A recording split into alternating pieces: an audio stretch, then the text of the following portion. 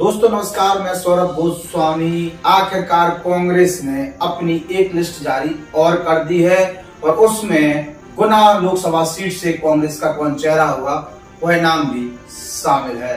पूर्व विधायक देशराज यादव जो मोहाली से लगातार विधायक रहे, 3 बार वहां विधायक बने, उनके बड़े सुपुत्र के लिए चेहरा बनाया है कांग्रेस ने। राव यादवेंद्र सिंह यादव के लिए चेहरा बनाया है कांग्रेस ने। सिंधिया को टक्कर देते हुए नजर आएंगे अब राव यादवेंद्र सिंह यादव। एक ऐसे शख्स या एक परिवार के शख्स कहें उनके लिए जिनका एक पूरे इस ग्वालियर चंबल क्षेत्र में एक दबदबा रहा है। अशोकनगर, गुना, शिवपुरी में भारतीय जनता पार्टी को खड़ा करने में इनके पिताजी का एक बहुत बड़ा योगदान रहा है। इनके परिवार में ही 3 सदस्य हैं जो जिला पंचायत सदस्य भी हैं, जिला पंचायत अध्यक्ष भी हैं और एक बड़ी जिम्मेदारी कहीं ना कहीं जनता के बीच वो निभाते हुए नजर आते हैं। स्पष्ट तौर पर एक कहें तो जो राव यादवेंद्र सिंह हैं तो जनता के बीच के नेता हैं, कहीं ना कहीं एक राजनीतिक कद वो रखते हैं और अब सिंधिया के साथ नाम जुड़ने का एक और नई चर्चा इनके साथ होती हुई नजर आएगी। यादव बेल्ट में अच्छी खासी पकड़ मानी जाती है और इसलिए यादव वोट पर विशेष दाव इस पूरी विधानसभा में जो अभी तक लगाया जाता लगता था, अभी लोकसभा में भी कहीं ना कहीं यादव बेल्ट पर ही दाव खेला गया है। तो जीतू पटवारी जो कह रहे थे कि बड़ा योद्धा लेके आ रहे हैं, बड़े योद्धा अब जो महाशय आए हैं वही हैं, मतलब राव यादवेंद्र सिंह ही अब कांग्रेस के बड़े योद्धा के तौर पर अपने प्रतिद्वंदी ज्योतिराज सिंधिया के लिए टक्कर देते हुए नजर आएंगे। सिंधिया और इनके परिवार की आपस में बहुत सी टिसनबाजी चलती रहती है और पहले से ही राजनीतिक प्रतिद्वंदी के तौर पर इन्हें देखा जा सकता है। इनका जो इतिहास है उसमें यही सब चीजें देखने को मिलती हैं। मोहाली विधानसभा के रहने वाले हैं, लगातार मोहाली में वो अपना गढ़ बनाए हुए थे। अशोकनगर की राजनीति में प्रभावशाली चेहरा के तौर पर इन्हें देखा जा सकता है और मूलतः जब सिंधिया कांग्रेस में हुआ करते थे और सिंधिया कांग्रेस में हुआ करते थे तब भी भारतीय जनता पार्टी इन्हें चेहरा बनाया करती थी या इनके पिताजी को चेहरा बनाया करती थी। लगातार कहीं ना कहीं सिंधिया घराने से इनका टकराव रहा है और वो इस बार फिर से इतिहास दोहराया जाएगा। कहीं भी एक समय था जब देशराज यादव चुनाव लड़ते थे लोकसभा का, उनके खिलाफ में चुनावी मैदान में आते थे, तो एक काल अब ये भी है कि अब दूसरा व्यक्ति जो है उनका सुपुत्र जो है वो ही चुनावी मैदान में आए। देशराज यादव के साथ सिंधिया का जो रहा वो अब उनके पुत्र के साथ भी होता हुआ नजर आएगा।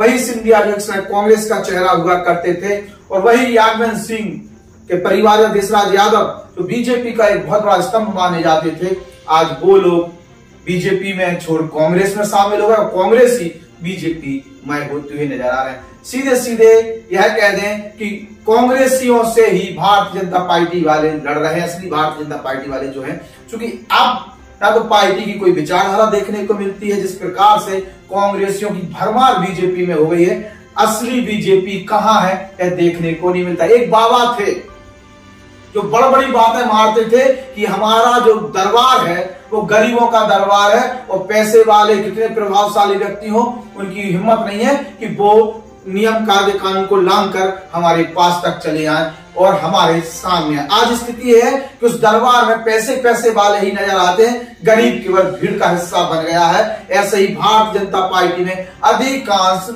ये स्थिति हो गई कि कांग्रेसियों को भर्ती कराई जा रही है, उन्हीं कांग्रेसियों को जिन्हें बीजेपी वाले चोर और साथ साथ क्या भ्रष्टाचारियों की कितनी परिभाषा बताकर बीजेपी वालों ने उन पर आरोप लगाए।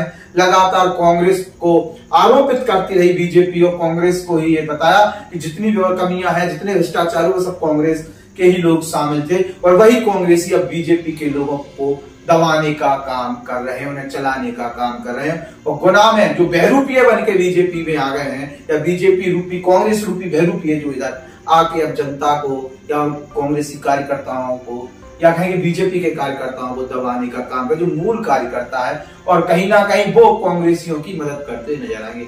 सिंधिया बना राव यादवेंद्र सिंह जो है अब होगा किस प्रकार का टकराव होगा, क्योंकि जब लड़े हैं सिंधिया की जीत हुई है लेकिन टक्कर जरूर दी है, तो देखते हैं क्या होता है। अभी कुछ समय पहले मोहाली का चेहरा बनाया गया था और वहां लगभग 6000 वोटों से उनकी हार हुई है।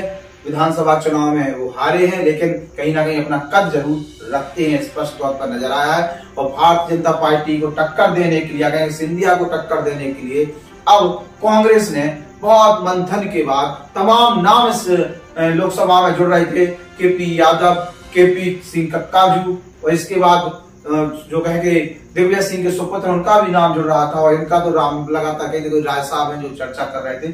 तो अब सब स्पष्ट हो चुकी हैं। सिंधिया के सामने जो चेहरा आया है वो युवा चेहरा है और कहीं ना कहीं राजनीतिक कद रखता है। अब लोकसभा चुनाव की क्या स्थिति होती है, क्या इतिहास फिर से दोहराया जाएगा या फिर सिंधिया को कड़ी टक्कर देगा, सिंधिया को हार का मुंह का सामना करना पड़ेगा। केपी यादव की राजनीतिक कहानी खत्म हो चुकी है। केपी यादव भारतीय जनता पार्टी में है और जब उनका हम इंटरव्यू करेंगे, जब चर्चा करेंगे, तो वो अपने लिए बीजेपी का एक सच्चा सिपाही जरूर बता देंगे, क्योंकि कहीं ना कहीं उनकी पृष्ठभूमि भी कांग्रेसी ही रही है। जो बीजेपी ने चेहरा बनाया वो कांग्रेसी, जिन्हें कांग्रेस ने चेहरा बनाया वो कहीं बीजेपी, तो बीजेपी कांग्रेस, कांग्रेस बीजेपी क्या है यह कहीं दिखाई नहीं दे रहा है। आखिरकार कौन किसके साथ क्या लड़ रहा है, मौजूदा परिस्थितियों में यही देखा जा सकता है कि सिंधिया बीजेपी के कट्टर बीजेपी वाले मान लीजिए, जो यादव सिंह जी हैं, राव यादव जो है, अब वो कांग्रेस के कट्टर नेता आप मान के चल सकते हैं। बड़े पैमाने पर बीजेपी के कार्यकर्ताओं को तोड़कर कांग्रेस में शामिल हुए हैं। इनके घर में भी कुछ बीजेपी वाले पाए जाते हैं। तो अब देखते हैं किस प्रकार की रणनीति बनती है, किस प्रकार की टक्कर होती है, किस प्रकार की बयानबाजी होती है। दिलचस्प होने वाला है गुना लोकसभा सीट का चुनाव। सिंधिया जो हारे हैं उसकी आप जीत हासिल कर पाएंगे, और जो चेहरा कांग्रेस ने उतारा है, या फिर ये कहें जीतू पटवारी की भाषा में कि जो योद्धा कांग्रेस ने उतारा है वो कितना लड़ सकता है सिंधिया से, ये भी देखने वाली बात होगी। कांग्रेस को कमजोर नहीं माना जा सकता है, खास तौर से गुना, शिवपुरी, अशोकनगर सीट पर, चूंकि विधायक कांग्रेस के भी एकाध हैं। तो ऐसे में कांग्रेस को वोट बैंक भी है। पिछोर कांग्रेस को भी गढ़ माने जाओ, और अगर केपी सिंह कक्का जी को सपोर्ट सही में लगाओ तो पिछोर से हो सका कि कांग्रेस जीते और सिंधिया हारे। अशोकनगर में कांग्रेस जीती है, खासतौर से सिंधिया के करीबी लोगों पर जिस प्रकार से तमाम आरोप लग रहे हैं। भारतीय जनता पार्टी के कई नेता बड़े पैमाने पर अवैध प्लॉटिंग में शामिल है अशोकनगर के, इन सब के मुद्दा तो बनने हैं और हमारे समझे बने रहिए, हम लोगों के बीच में है। राव यादव सिंह को बहुत जल्दी इंटरव्यू हो रहा, चर्चा कर रहे का कहते हैं सिंधिया के बारे में। और बीजेपी छोड़ी तो काय छोड़ी, तो सिंधिया के आवे के बाद बीजेपी के अंदर जो एक तानाशाही फैली है, या जाकर के कांग्रेसियों की भर्ती चालू हुई, तो उसने बीजेपी वाले क्या कह रहे, जो सिंधिया को लगातार उल्टो सीधा बोलते, अब उनके बारे में क्या कह रहे, ये सब चीजें देखने वाली बात होंगे, सुनने वाली बात होंगे, और हमारे संग जब सुन रहे जरूर है। नमस्कार।